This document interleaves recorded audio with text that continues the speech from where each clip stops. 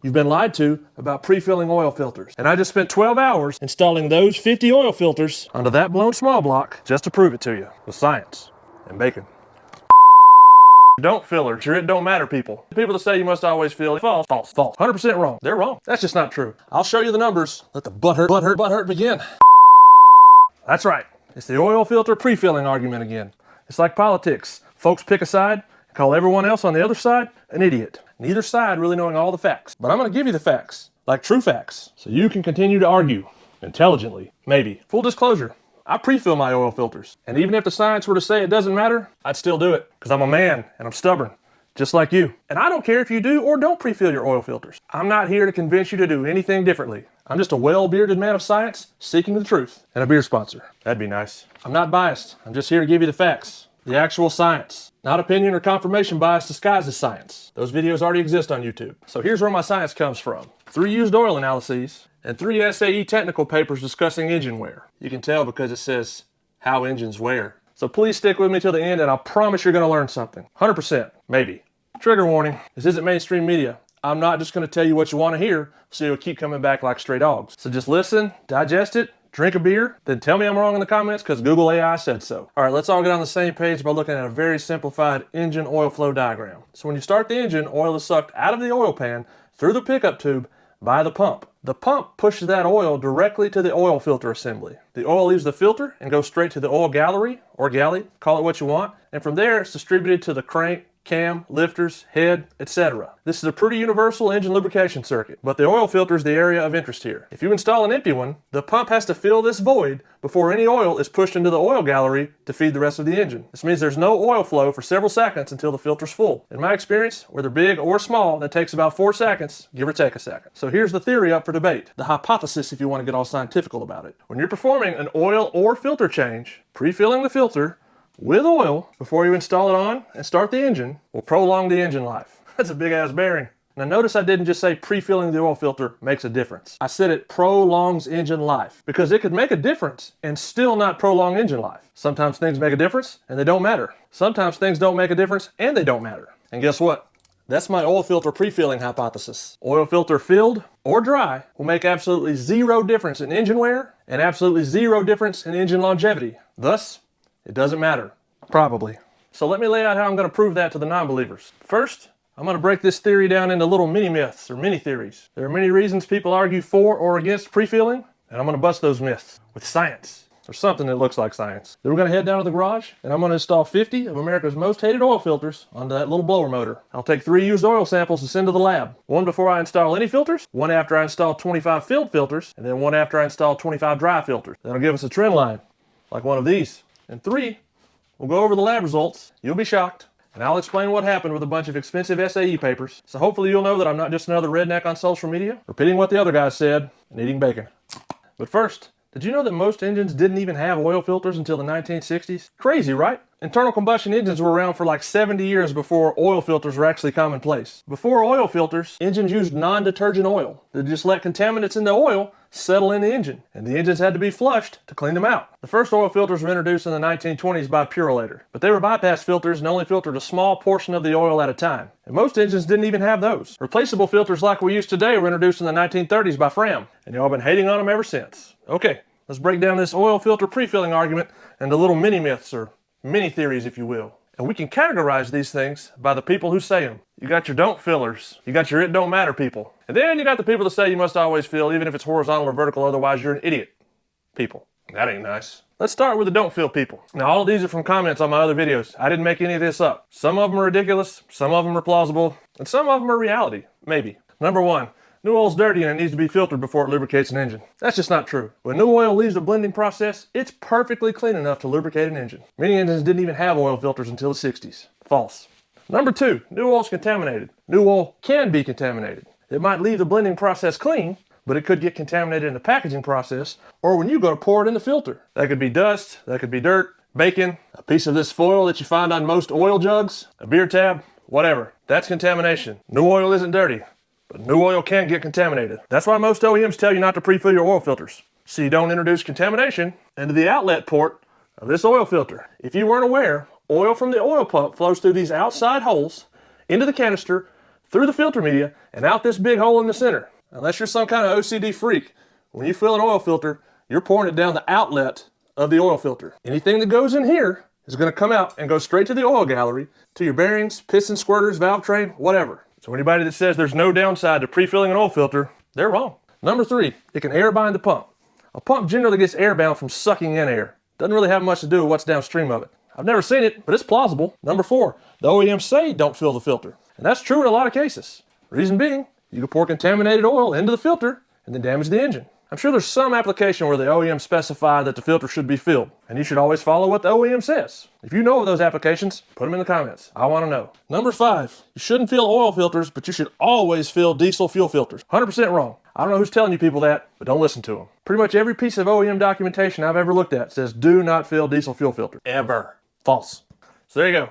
5 top reasons people say not to fill an oil filter. And number 2, 100% true. All right. Let's move on to the it don't matter if you fill people. I like these people. They're open-minded.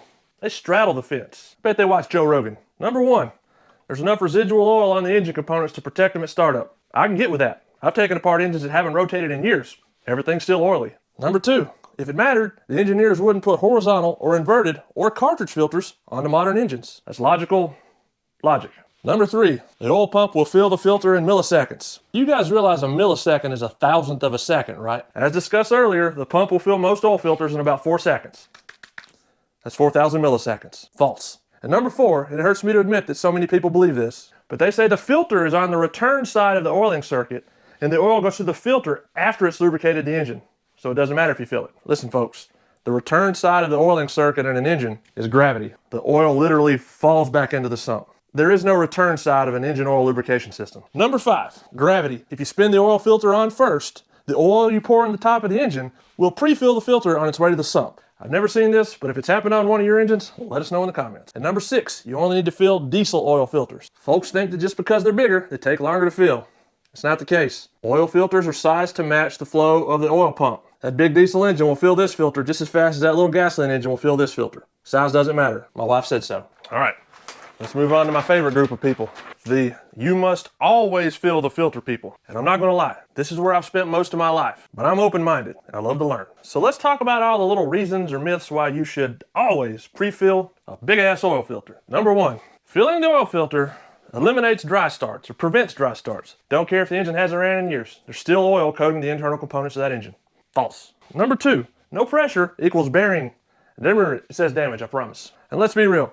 This is what we're focusing on this video. Most people believe, and most experts and oil companies would have you believe, any momentary loss of oil pressure is damaging your bearings and shortening the life of your engine. Not gonna lie, I spent most of my life believing this, and I no longer do, but I'm willing to prove myself wrong in this video. Number 3, the media needs to be soaked to prevent damage to the media when you start the engine. I emailed 7 of the largest oil filter manufacturers in the world. Guess how many responses told me that that's a real issue? 0. So I'm gonna call that false, but if you've got some actual documentation to prove it, put it down in the comments. We wanna learn. Number 4, the pump won't prime if the oil filter's not full. Personally never experienced that, even on a fresh engine build, but I'm willing to accept that it's possible. And if you know of an application where the OEM says you need to fill the filter so the pump will prime, put it down in the comments. Number 5, cavitation. That doesn't mean what most of y'all think it means, so I don't really wanna spend much time on it, but I think what you really meant was the pump being airbound or the pump failing to prime. That's not what cavitation is. All right, enough talk. Let's change some filters. Here's the test plan. We've got a blower motor, 7 gallons of oil, 50 of the cheapest filters money can buy,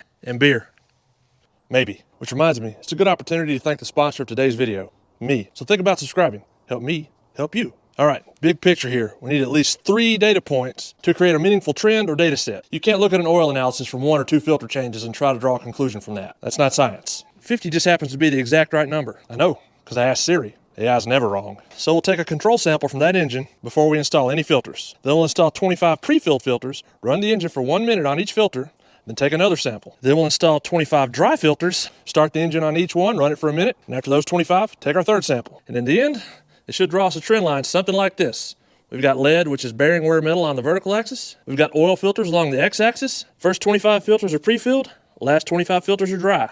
More wear metal's bad, less wear metal's good. It's math. Anybody want to guess which one of those trend lines is going to look like our test results? Put some skin in the game and type down in the comments which one of those lines is going to represent my test. Now I'm taking my samples from my Fomoto valve where my drain plug should be in the oil pan. And I know Gail Banks or somebody else probably told you need to suck it out of the dipstick tube to get a representative sample. Whoever told you that doesn't know what they're talking about. I'll leave a link in the description for some people that actually tested this theory, and they determined that it really doesn't matter where you take the sample from. Just take the sample from the same place every time. Consistency is key. It's really too late in the day for me to get started. I want this to be a continuous process. It's like 3:10, and I need like 10 hours to do this, and I don't think my neighbors want to hear that beast firing up at midnight. But one thing I can do today is to go ahead and swap out the oil. The truck's currently running this high zinc Lucas oil, and it's about $35 a gallon. You swap out 50 oil filters, you're gonna waste a bunch of oil. I don't feel like spending $200 on Lucas oil, so I'm gonna use this $12 a gallon Walmart diesel oil. The diesel oil still has pretty good zinc level, like the hot rod oil, and it's cheap. So that's what we're going with. So let's go play automobile Jenga. Fire that, hopefully fire that.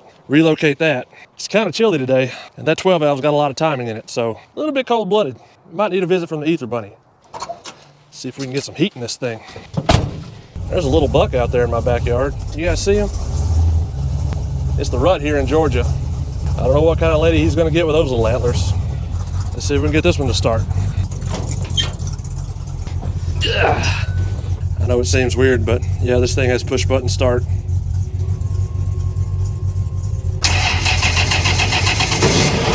And yes, I'm gonna do a video on this thing soon.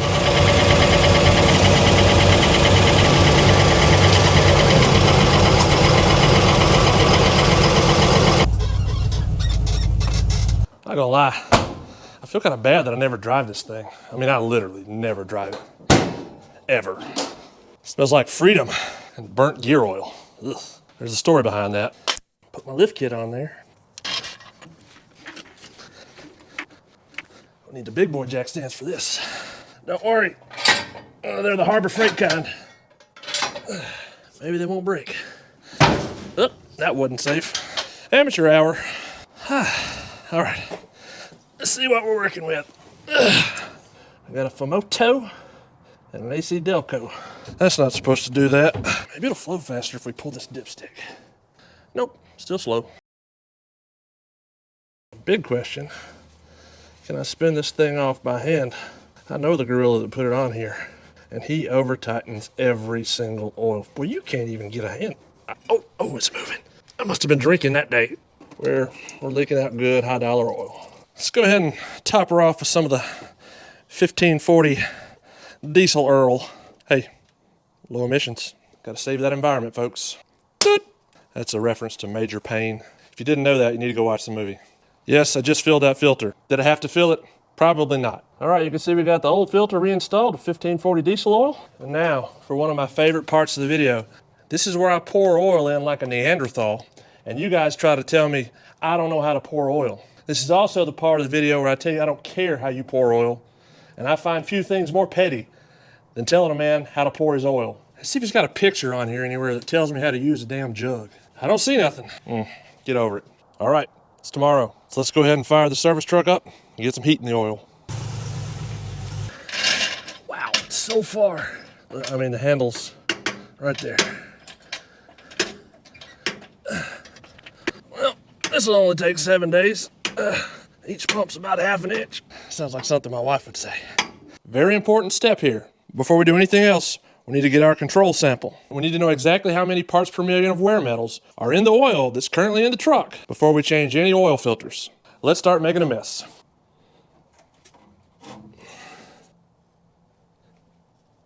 Okay.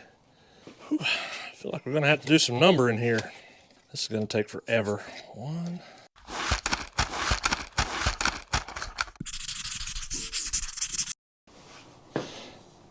About to do filter number 1. Here's the thing, I have to keep track of exactly how much new oil I put into the engine when I'm doing the pre-filled and the empty filters. If we don't make that the same for each one, the parts per million count for each metal won't be accurate because we're adding more millions to the parts. So let's go ahead and get number 1 filled up. I like to blow all these things out. I'm sure some of you guys will say, well, that introduces moisture or some other BS, whatever. I let the oil soak in a couple times and try to get it as close to the top as possible. I want to eliminate any test variables, though I'm certain you guys will find plenty. Okay, that's good enough. I'm gonna jerk the old one off. The filter, jerk the filter off. Let me take the filter off the truck. Now, y'all know I got the Rolex follow me around the shop. It's a precision timepiece. Y'all know I just use the Frams because they match the engine, right? It's America's favorite filter. The reality of it is they're cheap, $4.16 a piece. For all their faults, Fram does have the grippy on there, and that really makes life a little easier. See how fast that oil pressure came up? I would say a second, 2 seconds at the most. I think the right thing to do is going to be to run it for a minute. That'll help keep some heat in the engine. One down, 49 to go. But here's the deal. I'm only going to do the pre-fill today. That's 25. That still counts for like 5 or 6 hours of work. I'll do the empty filters tomorrow.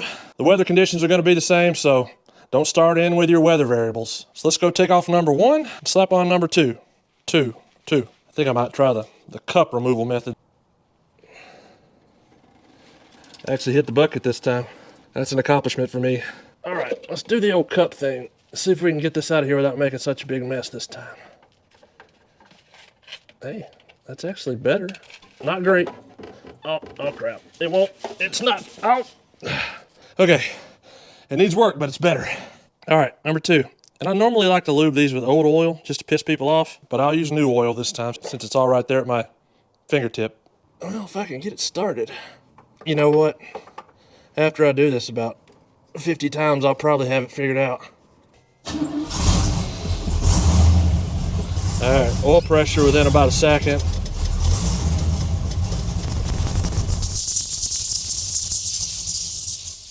All right, hopefully you can see how this is all panning out. I'll drain this oil that came out of the filter back into this bucket, which will be poured into the new filters. And I know some of you are freaking out right now. You're like, oh my God, you're putting contaminated oil in the center of an oil filter.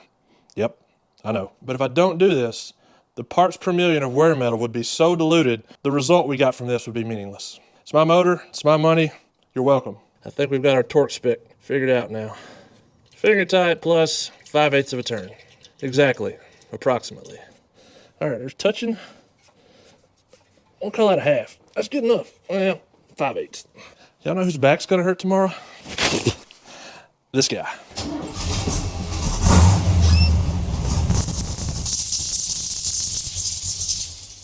This is gonna take forever. This is starting to get a little monotonous. At least I don't have like 46 filters to go. I'm not sure GoPros are oil resistant or not, but I am certainly testing it right now. I've got a little oil filter graveyard down here for when we're done draining them. They can come down here and finish spilling all over the pan. Good enough.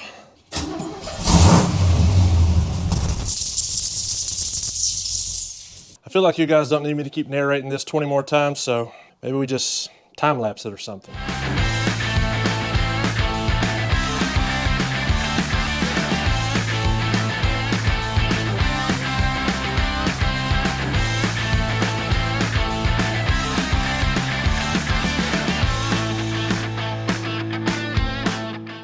All right, folks, this is the last one for today. The last filled oil filter. I'm about over this. Get number 25 on. I don't want to screw up on the last one. Gotta lube that seal. But I don't want y'all calling me out. I know you will anyway. Okay. All right. Now, 25 is on. I'm getting delirious. I think all this oil's soaking into my bloodstream. I'll probably crap my pants in my sleep. Let's run this thing for a minute, as always.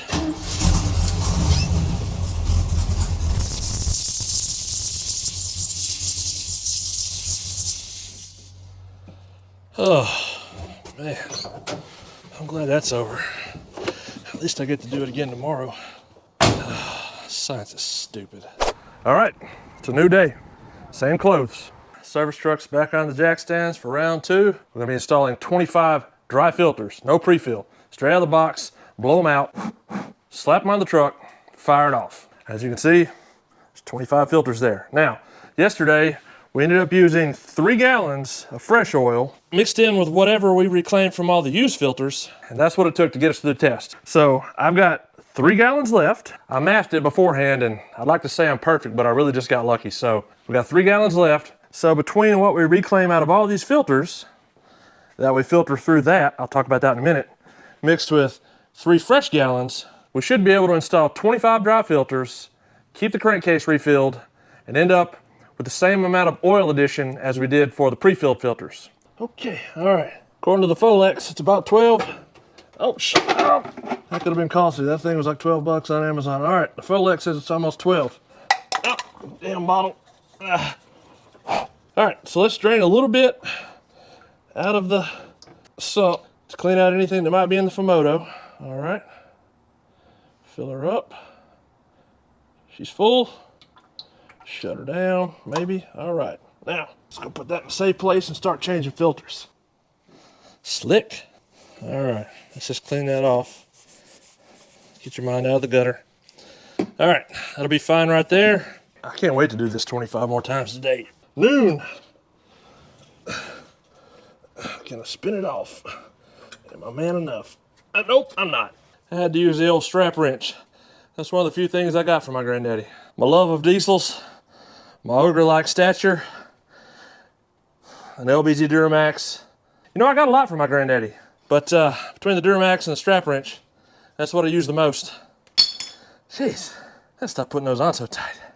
Slap a little used oil on the seal, because used oil is controversial, and you guys will tell me how I'm an idiot. We're a few minutes behind schedule, not gonna lie, but we're gonna get it done. Tight enough. Now, we're gonna start this truck on the first of 25 dry oil filters in a row to date. And I know some of y'all are cringing right now, and I totally get your logic, but just me too. All right, there's our oil pressure gauge over there. You can keep an eye on that. I promise you it will come up slower than it did with the full filters. When it's at 9, we'll go.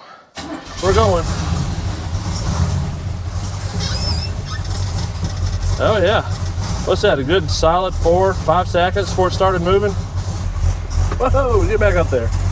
All right, that's a minute. All right, now some of you might be wondering how we're reclaiming the oil from the old filters. I'm not gonna lie, yesterday when I started, I was just pouring it straight out of the filter into that science pitcher and pouring it straight into the outlet of the oil filter. But after 1 or 2, I started seeing a little bit of particulate matter in the oil, and I was like, maybe we try something different. I realized I had a couple of filters from my 7.3 Power Stroke on the shelf. I poked 4 holes in the bottom of that thing.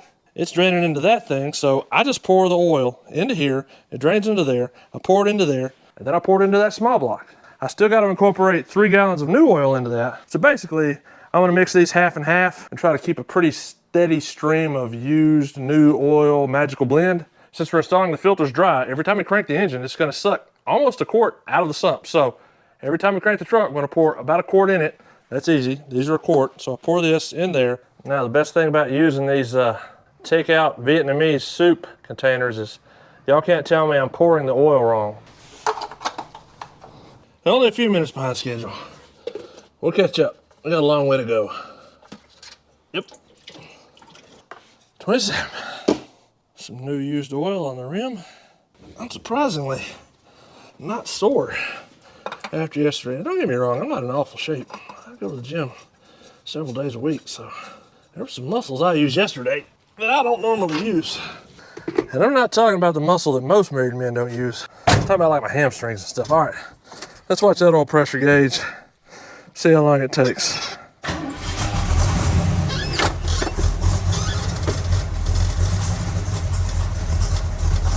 I'm gonna say about 5 or 6 seconds on that one. Longer than I'd expected, but I ain't worried. Well, maybe a little. All right, I'll do that 24 more times and I'll be done.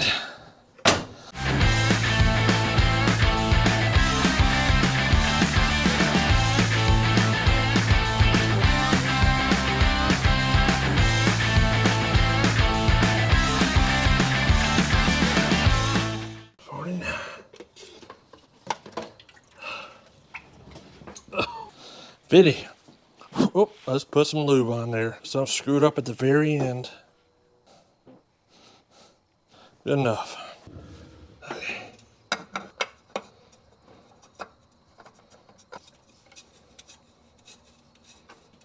Okay.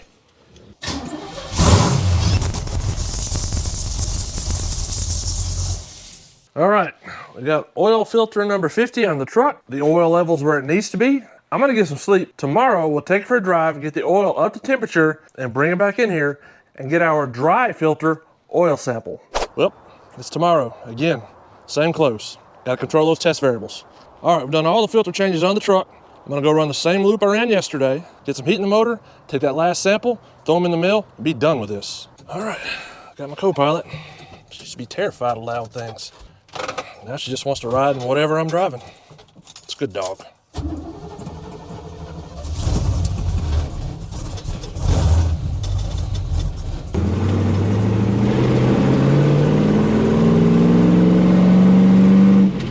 Come on, girl.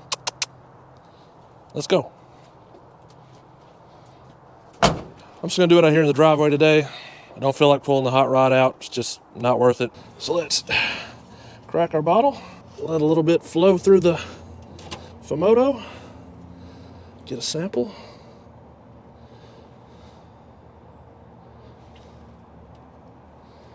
All right, let's put that back on there so no wear metals accidentally fall in between here and the lab. I put this thing back on the ground. I never changed the oil in it again. This was stupid. Whew. I gotta say, I'm happy to be putting those in the mail. I don't ever want to change an oil filter again. Ever. Got my guard dog.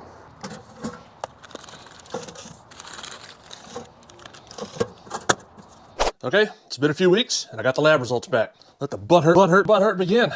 Okay, this is the graph you've already seen a couple times. You can't science without graphs. These are potential trend lines for lead, which is a bearing wear metal. And I'm looking at bearing wear metals because if you don't have oil pressure, you don't have oil flow to the bearing, and you're causing engine wear and shortening engine life, right? Well, that's what the internet says. And that's what most people believe, so that's where we'll start. All right, now can any of you guess which one of these bearing wear trend lines indicates my test results? A could indicate that the 25 pre-filled filters produce a little more bearing wear material in the oil, and the 25 dry filters produce much more bearing wear material in the oil. Seems reasonable. B could indicate that the pre-filled filters produce no more bearing wear material in the oil, and the 25 dry filters produced much more bearing wear material in the oil. Also reasonable. C indicates that neither pre-filled nor dry produced any more bearing wear materials in the oil. Also a reasonable outcome. Let's look at the wild card here, D. D shows that the 25 pre-filled filters reduced the bearing wear material in the oil, weird, and the 25 dry filters reduced bearing wear material in the oil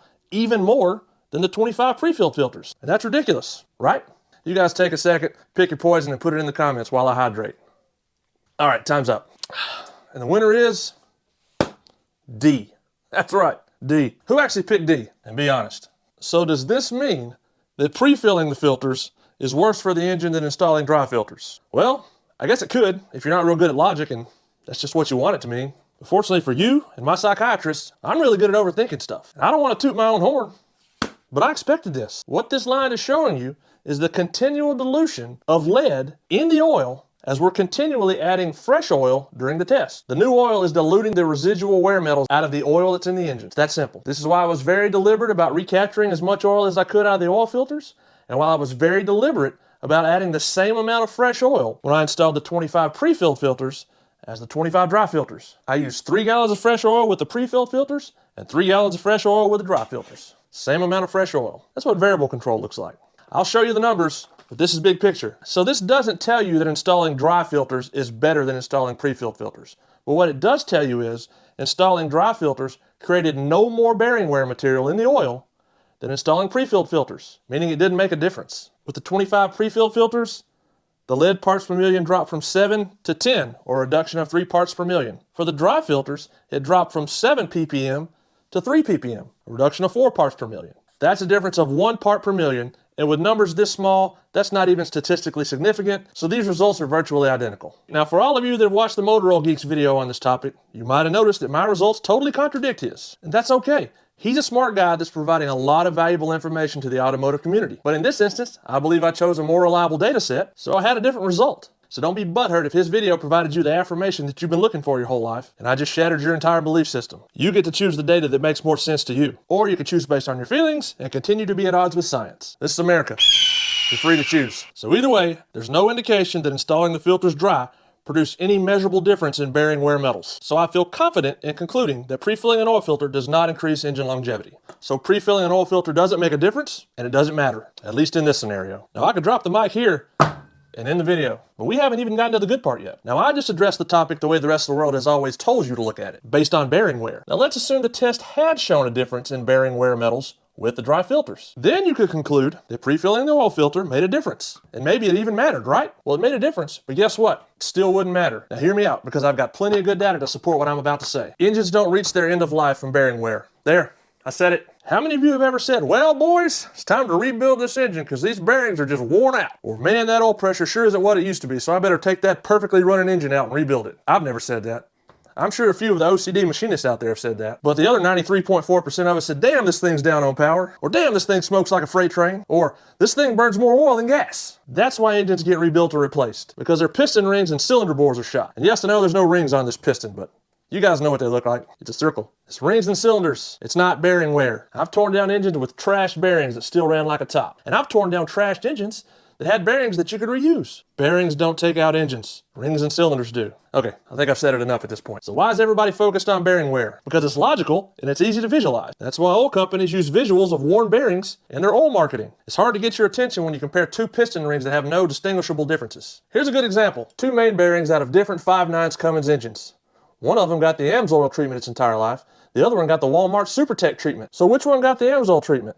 Neither. These are both out of the same 400,000 mile Cummins engine. They just came off of different main caps. But if I'm doing marketing for an oil company, I'm going to say this nasty one came out of the SuperTech engine, and I'm going to find the best one out of my oil company's engine and compare the two. It's good marketing. I admire good marketing. But here's the sketchy part of that. This wasn't caused by bad oil. The flavor of oil would have made no difference to this bearing. This bearing was damaged by contaminants in the oil. Could have been cheap oil, could have been expensive oil. And this could have happened the first time the engine started 30 years ago, and nobody would have ever known. This bearing, same engine, same oil, 400,000 mile, thousands of starts, dozens of oil changes, and you could reuse it. Another good example. Look at this main bearing out of a 4,000 horsepower MAN diesel engine. Big thanks to South Florida Gearhead for sending me these. If I did my math right, I think that's like 15,000 foot-pounds of torque, 4,000 horsepower at 900. I'll have to look that up. Here's the thing, 29,000 hours on these bearings. They could have gone back in the engine. Yes, that engine has pre-lube and post-lube, so you can try to contribute that to how good these bearings look. But these bearings came out of an engine with no pre-lube or post-lube, and they look just as good. Almost. So stop worrying about bearings. Piston rings and cylinder bores are what determine engine longevity. And the worst part is, there's virtually nothing you can do to prevent it. Hear me out. I've got good references here that are hard to dispute. First, let's look at some used oil analysis for my Duramax. All right. These are 10,000 mile oil change interval samples. Now, once you stop scoffing at me for my oil change interval, look at the wear metals here. Iron, which is ring and cylinder material, is about 20 parts per million. Tin and lead are your primary bearing materials, and they're 1 part per million at most. So the iron is a minimum of 20 times more than the bearing wear material. Take a look at some oil samples from my old Volkswagen TDI engine. 10,000 mile oil change intervals as well. Again, iron is 30 to 50 times as high as the bearing wear metals. No matter how many engines you look at, you're going to see this trend again and again. It's pretty universal. Engines get scrapped, rebuilt, or replaced from ring and cylinder wear, not bearing wear. So you probably want to know how you can reduce piston ring and cylinder wear. And I'm not going to leave you hanging completely. It's possible to reduce it, and not the way the oil and automotive industry would have you believe. Super duper unicorn piss synthetic oils and 3,000 mile oil changes aren't going to help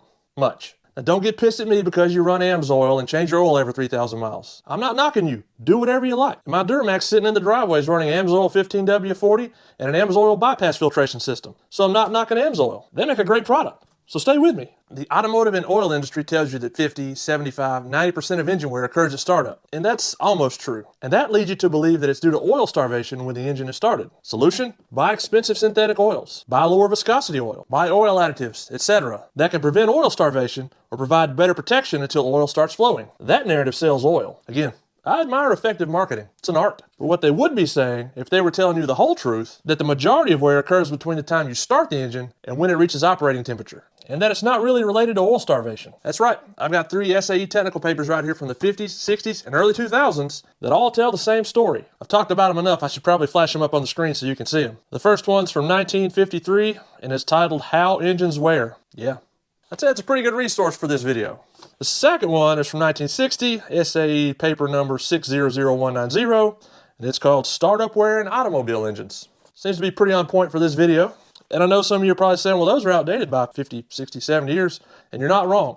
Oil, materials, engines, it's all changed a lot in the last 5, 6, 7 decades. No doubt about that. This last one, and probably the best one of the bunch, It's from 2006. This is SAE paper 2006-01-3413. And this was called Effects of Lubricating Properties and Lubricant Degradation on Piston Ring and Cylinder Bore Wear in Spark Ignition Engines. And this one's pretty interesting because this one was performed by General Motors Research and Development, trying to figure out how the oil affected engine wear and how to put that data into their oil life estimators in their vehicles. It's a good one. I had to pay like $37 a piece for these things. I can't give them away.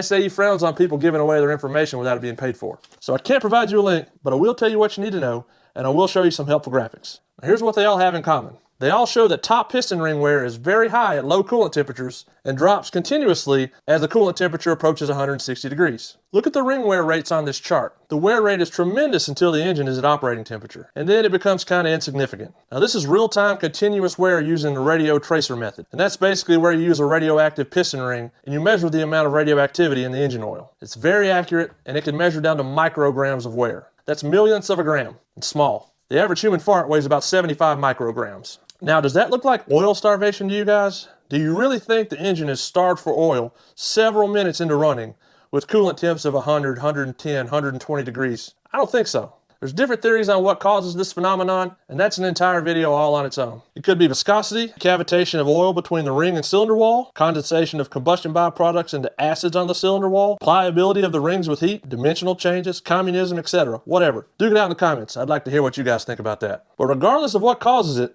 it's real. Your rings wear significantly faster when your engine is below operating temperature. And it's not just at startup. Look at this chart. These guys took an engine that was already at operating temperature and reduced the coolant and oil temperatures below optimal temp, and the wear started to increase again. Doesn't look like oil starvation to me. And for all of you think that it's viscosity and that running a thinner oil will prevent this, look at these charts right here.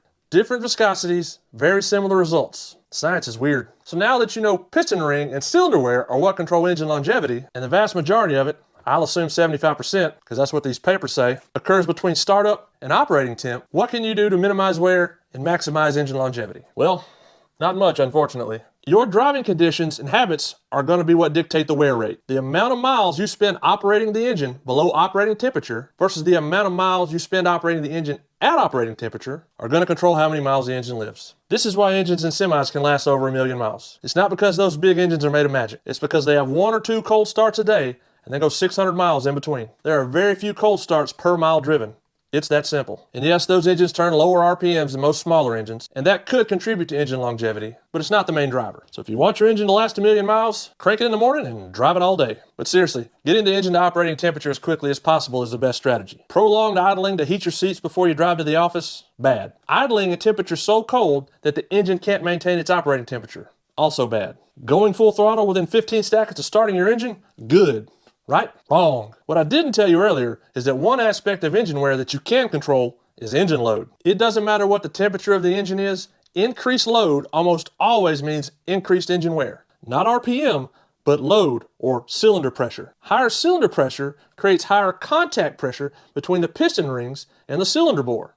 That creates more wear. Torque is created by cylinder pressure. So higher RPM and less torque means less cylinder pressure and less wear than lower RPM and higher torque. Both can make the same amount of horsepower. One of those creates more engine wear. And that's one of the reasons you shouldn't lug an engine. Contrary to popular belief, RPM is your friend. I'm your friend. Want proof? Look at these wear rates at different engine loads. MAP, or manifold absolute pressure, is synonymous with engine load. 40 kilopascals, or 40 kPa, is basically no load. And wide open throttle is obviously heavily loaded. Same RPM, more load, more wear. Minimize engine load, not RPM, and minimize wear. So the best way to reduce that low temperature wear in your vehicle, start the engine, give it at least a few seconds to get oil circulating to every part of the engine, and then drive the vehicle gingerly until it reaches operating temperature. That's it. It costs you nothing. So you can use expensive oils, expensive filters, expensive additives, short oil change intervals, voodoo, whatever, but you're really only affecting that 25% of engine wear that occurs at operating temperature. And there's nothing wrong with doing whatever you can, or whatever makes you feel like you're prolonging the engine life, but there's only so much you can do. Short of using a block heater 24/7 to make sure the engine's always at operating temperature before you start it, you can't eliminate that wear. That low temperature wear is going to occur. So just take it like a man,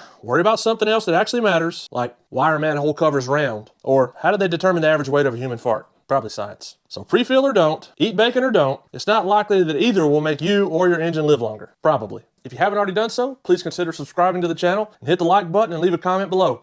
It doesn't cost you a thing and it really helps me out. So if you're curious about how things like bypass filtration or premium synthetics can actually affect the 25% of wear that you have a little bit of control over, go check out my video on bypass filtration. Thanks for watching, and as always, stay curious.